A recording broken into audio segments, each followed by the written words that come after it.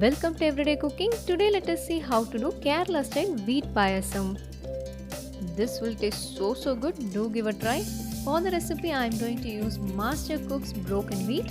This is available in Amazon and the link is there in the description box. Take 1 cup of broken wheat and dry fry them for few minutes. Fry lightly, don't need to fry them until it turns brown. Add 1 cup of water into this and leave this for half an hour.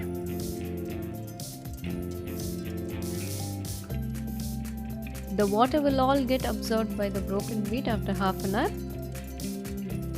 Transfer this into a pressure cooker and add 2 cups of water.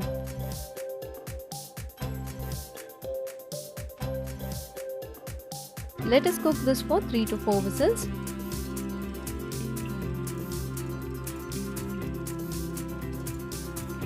Our cooked broken wheat is ready. This has turned soft.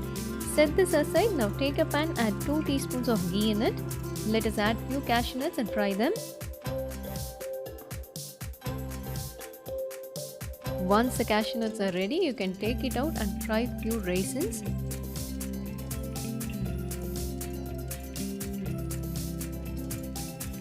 The raisins are also ready. We can take it out and in the remaining ghee, fry some coconut pieces.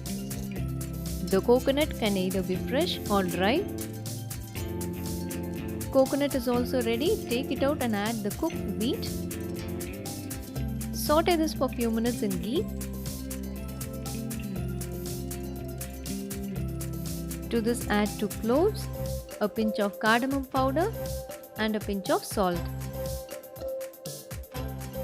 Fry this for few minutes and then add the coconut milk. For 1 cup of wheat, we are going to add 4 cups of coconut milk. While adding the coconut milk, you have to keep the flame in low. To avoid curdling, cook this in low to medium flame. Once it starts boiling, you can add some cane sugar or jaggery according to your taste. Give a nice mix and switch off the flame. Finally, add the fried nuts and raisins. And our payasam is ready. Don't forget to subscribe our channel.